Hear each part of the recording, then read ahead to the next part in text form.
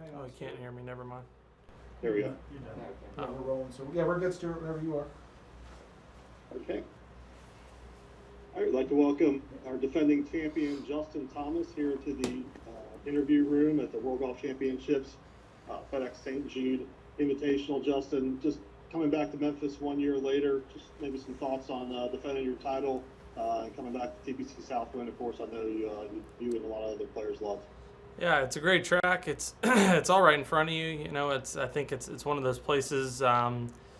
It kind of stands over time. You know, it's not a place that's going to change much each year. You just you really could play 9 holes if you wanted as a practice round, but just kind of check it out and see what the firmness or softness is like, and if there's much rough. And then really from there, it's just about going out and hitting the shots and you know, taking advantage of some opportunities when you get them. It's a great place. I'm glad that, you know, we'll have fans back this year. Last year was a little weird with not having anybody, so I'm excited to hopefully, you know, defend my title and play well with them here. Yeah, one of the special things about this event, obviously, the connection to St. Jude. I know you just got to spend some time with a special young man, Nate. Unfortunately, you weren't able to connect with in 2020, but just got to meet him today. Just maybe some thoughts on that. Yeah, it was great. Obviously, it wasn't the best circumstances last year, and being able to, you know, meet some of the patients, but also go to the hospital, I think is something that a lot of players, myself included, have enjoyed to do, just because of the experience of being able to interact and connect with the kids and really just see the operation as a whole and how unbelievably impressive St. Jude is. So to spend some time with Nate and get to talk to him, I mean, he was quiet in person, just you know, as I kind of remembered through videos and stuff last year, but came up with some great shoes for me again this year. And hopefully they'll bring just as good a luck this year as they did last year. That's great. We'll start to take some questions. As always, please put your name and outlet in the chat. And as most of you guys know, go on camera for your question, off camera and back on mute when you're done. And we'll start with Shane Ryan from Golf Digest. Hey, Justin. You have had the opportunity to represent your country quite a lot in golf. And you just did it in a very different way at the Olympics. And I'm curious, you know, can you compare the two, the idea of the team sport like the President's Cup or the Ryder Cup versus being able to do it at the Olympics, and just kind of talk about your experience there? Yeah, it's hard to compare them because of the whole team and individual aspect. It's very, very different in that sense. I mean, you know, no offense to Xander, Colin, and Patrick, but I mean, I wasn't rooting for them as hard as I, you know, would be in a team event. You know, obviously, if I can't play well, you know, like I didn't, I was glad to see Xander win the gold, and Colin obviously almost got a medal as well. So that, you know, that's great for our country and great, and just great for golf and U.S. golf. But you know, it's a lot easier to pull for the guys, you know, when they're physically on your or literally on your team, as opposed to just wearing the same uniform and same colors, but somehow on your own individual team. It's kind of hard to explain in an odd thing, but it was an unbelievable experience. I mean, it was about as, I hate to say, as poor of an experience as it could be due to everything going on with the protocols and the travel and not being able to see other events and everything like that. And it was still something that I would go back tomorrow if I could. A quick follow-up. Xander was in here earlier, and he said you guys had a little joke going about the extent to which other athletes at the Olympics in different sports alter and transform their body, and how, you know, you guys work really hard, but maybe it doesn't quite compare to what some of these guys do. What did you see there? Yeah, they were. I'm in a house with Xander and Jordan and his wife this week, and they were asking Xander and I questions, and Xander didn't get a chance to go to the village, and I did a couple times to work out, and they were pretty much poking fun how you know, I'm looking around and everyone's lifting all this weight, and I'm just, you know, kind of taking my bands and probably doing a bunch of stuff that, you know, doesn't really require a lot of muscular strength, but you know, it's all golf functional type things. But it was impressive. I mean, it was an absolutely massive compound, so you pretty much only kind of see the section that you're in, but I mean, just some of the things I saw from both, you know, male and female, just it's superhuman-like. It's freak of nature type stuff, and in terms of the weight that's being lifted and the mobility and the flexibility, you know. But at the same time, I'm sure they would come out here and try to hit a golf ball or do golf-related things, and they would find it as difficult as we find their specific sport. So I think that's what makes the Olympics and other sports as unique as it does. All right, thank you. Okay, next up is Cameron Morfitt, PGAtour.com. Yeah, hey Justin. Just was wondering, I think you're staying with Xander this week, and was wondering if you'd had a chance to hold the medal, feel the weight of it, and or maybe even drape it around your neck. And then the other question is just how I missed the beginning of this. Maybe you already alluded to this, but how you're doing with the time change. I think it's a 14-hour time change, and like what time you actually were up and ready to go this morning.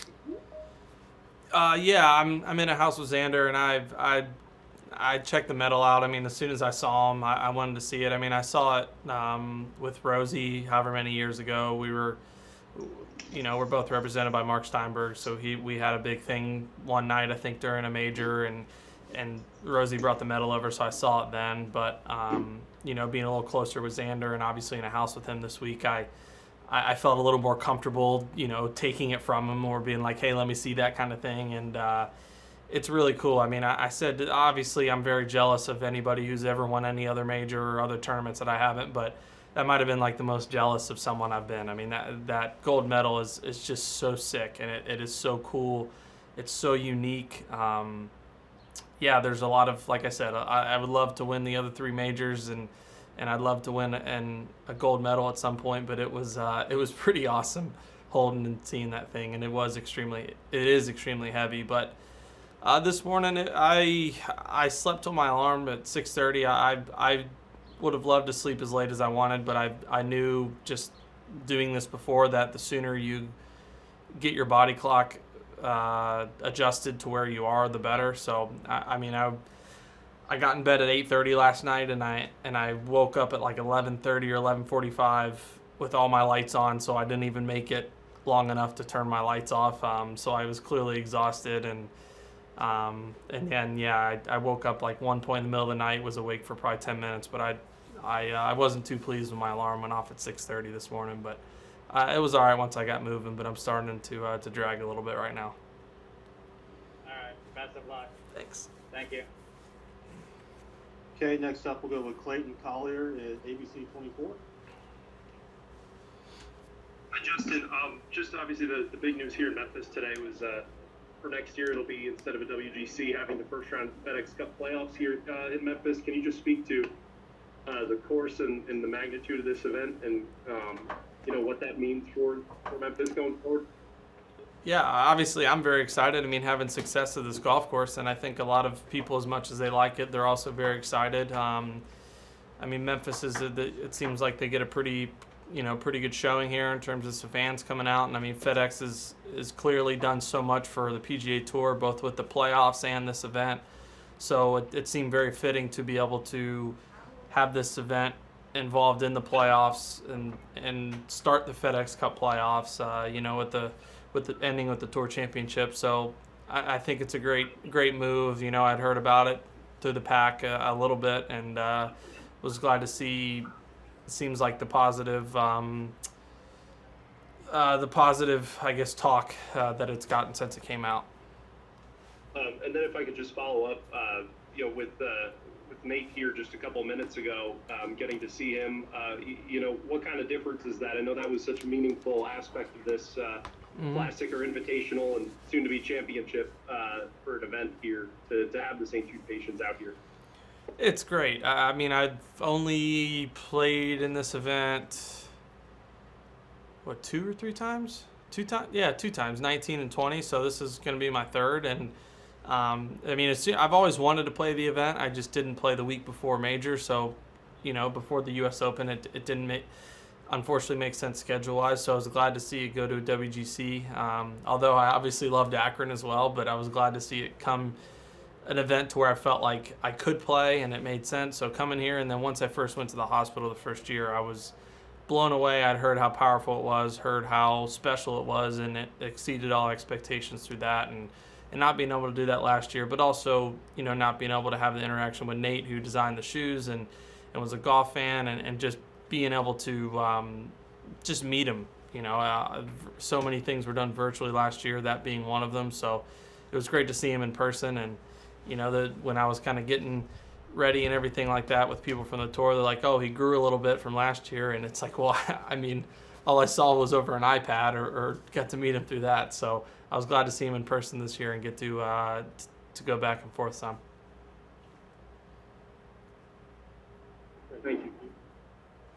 Next up, Bob Herring, ESPN. Okay. Hey, Justin, thanks again. Obviously, you got a lot of big stuff coming up. A little bit down the road is the Ryder Cup. Your first one, I'm pretty sure, was Paris. I'm just curious if you can remember how nerve-wracking that first tee shot was.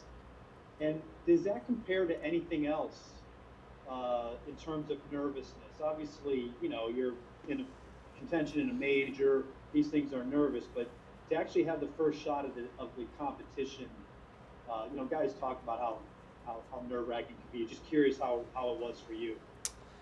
It was hands down the most nervous I've ever been. It doesn't even compare to as nervous as I was during the PGA or as nervous as I've been during winning golf tournaments. It is just a total out-of-body experience. I mean, I've the best way to explain it to people, which is how I've explained it, is because I hit a 5-wood off the first tee. I'm pretty sure, maybe 4-iron, but 5-wood, and I don't put it on a tee when I do that. I just kind of just put it on the deck. I kind of dig a little thing in the ground with my club, and then I'll set it up on that. And I've always said that if I had to put it on a tee, I don't think I could have. I think I would have been too nervous to where I would not have been able to get a ball on tee. So that's when I was very, very glad to have Jordan as my partner and someone to calm me down and make as many birdies as he did, because I mean, that's why you want to be there. I mean, not the pressure, it's a privilege. I mean, you want to be able to feel that, and if you didn't feel that, I mean, then there'd be no reason for me or any of us to be playing. I mean, that's why I turned pro. That's why I've gotten here, is to be playing in a Ryder Cup and to have those experiences. And if you're never getting that moment, you never learn. But that was that was pretty nuts. Why do you think that is? I mean, obviously, when you're hitting your first tee shot at the Masters, that's an important shot too. Mm-hmm. I mean, obviously they all are, but yeah. Like, why would that Ryder Cup tee shot? And guys say this all the time, that it's so nerve-wracking. And is it because there's so many people there and the volume, or? I think it's a lot of things. I mean, I think the Ryder Cup is just as big as it gets. I mean, it's the biggest crowds that we'll probably play in front of. I mean, yeah, there might be more people at the Masters, but there's 4 matches on the course at the Ryder Cup, and there's 80,000. I don't know how many people go to a Ryder Cup a day, but I mean, you do the simple math, you divide it into 4. I mean, you could have 20,000 people watching your match, and then in France you had, I don't know how many it was. I mean, 8,000, 10,000, 6,000, I don't know, whatever it was in the huge grandstand, and it's so quiet that you could hear a pin drop, but as soon as you make contact, the place is going to erupt, and it's bizarre, but it's the coolest feeling. It's hard to explain, but it's I guess out of body, like I said earlier, is the best way to explain it. I don't mean to monopolize this, but real quick, do you think that means that some years the foursomes is the first format? I don't believe it was in France. I think it was best ball. Mm-hmm. So when it's foursomes, obviously one guy isn't going to be hitting that shot. Mm-hmm. Does that make it a little bit easier maybe for that guy who's not hitting it? Or does it make it harder on the guy who would? Well, I mean, no offense, but I think it's kind of the same thing. I mean, it definitely is going to be easier on the guy not hitting it, and it's probably going to be harder on the guy hitting it. So, I mean, there's numerous stories of guys that are supposed to hit off the odds, and they get on one tee and they say, I can't do this, you got to hit this tee shot, and then they completely switch game plan on the first tee. But so I'd say that answers the question. Thanks a lot. Okay, we'll go back to one more from Shane Ryan from Golf Digest. Hey, Justin, since Bob asked about the Ryder Cup, I'd like to follow up. Obviously, we've got a new one coming up. I'm asking you this question as a teammate, not an individual, because you had actually a really good Paris Ryder Cup. Obviously, the team would have liked to have done better. Mm-hmm. But for you and a lot of the younger guys, do you think there's something you're going to learn from that as a team that might help you in whistling straights? And if the answer is yes, what would that be? Do I think there's going to be some? Where would I learn from? So is there something that you guys as a team can learn from having lost in Paris Oh, that okay. could potentially help you in whistling straights? Potentially. I mean, I'm sure the guys that were on the team in France that are going to, again, play, whistling straights, I'm sure. I mean, I've said this, and I will say it again, that I will go 0-5 every single team event I play the rest of my career if that means that we win the cup. I mean, I don't care. I truly don't. I mean, obviously, my goal when I'm out there is to win a point. That's my only job. But it's bigger than me. I don't care about my record in France. I don't care about my record in other ones. I want to win a team cup. And if I have to say, I mean, you know what I'm saying? Obviously, I'm going to be trying to win my point. Yeah. But I think that for like myself and the other guys that were in France, you can never really learn unless you fail. And obviously we failed that week. So hopefully we'll be able to use that as a learning experience to not only ourselves, but if there's guys that are new to the team and playing in their first team event or first Ryder Cup that we can use. Because, I mean, we have all the talent in the world. But at the end of the day, it doesn't matter about that. You just have to go out and execute and play better than the Europeans. And sorry to press this point, but to be specific, what would be something that you said, okay, this is what we're going to do different next time, or this is something we won't repeat based on what we know now from Paris, having been beaten pretty badly there? We'll handle that amongst our team room. Secret? All right, thank you. Yep. Okay, we'll wrap it up. Last question, Ryan Lavner with Golf Channel. Sorry, JT, you probably want to take a nap, and I had a random one for you. I wanted to ask about goal setting. I believe you set goals at the beginning of the year, like on your phone. Mm-hmm. I'm just curious, like, do you look at those throughout the year? Do you do progress checks? Do you kind of break the year up in quarters? And I guess, relatedly, like, what are your goals then for the final 2 months of the season here?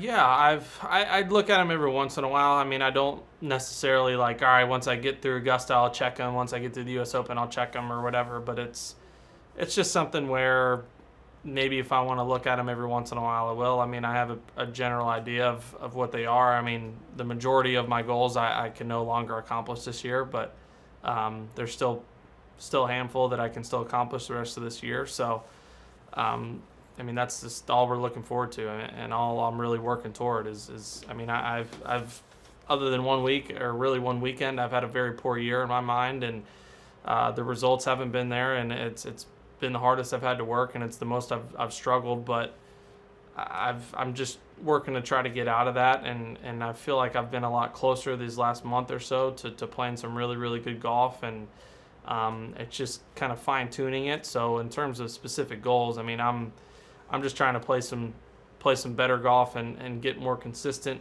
better golf and get myself in contention to win tournaments, because I get comfortable when I am there. I just have had a really hard time getting myself there this year. So hopefully, this week will be a good example of trying to get myself in that spot, and then come Saturday and come Sunday, be comfortable and hopefully get it done. But I got to get myself there first. You've got 15 million reasons to want to play well over the next couple of months. That's right. Is it harder internally when the majors are over to kind of get up to this stretch?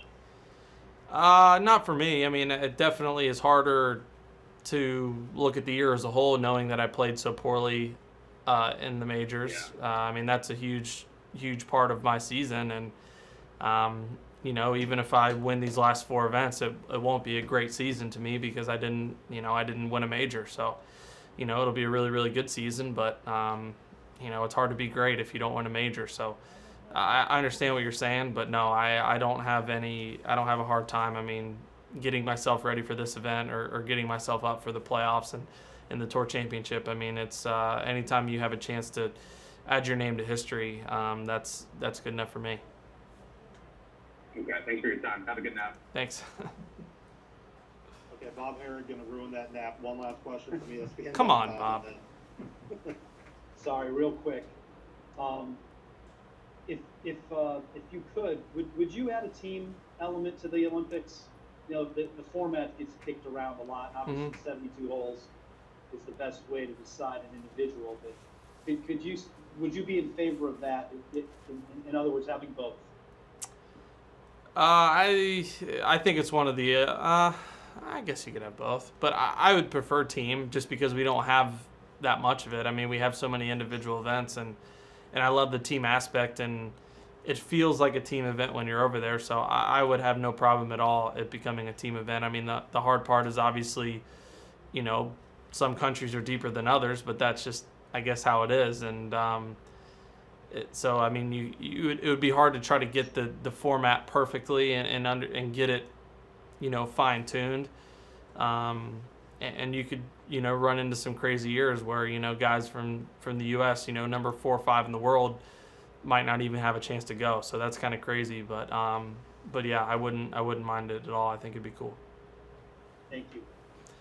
Thank y'all. All right, Justin, thank you so much for your time. Best of luck this week.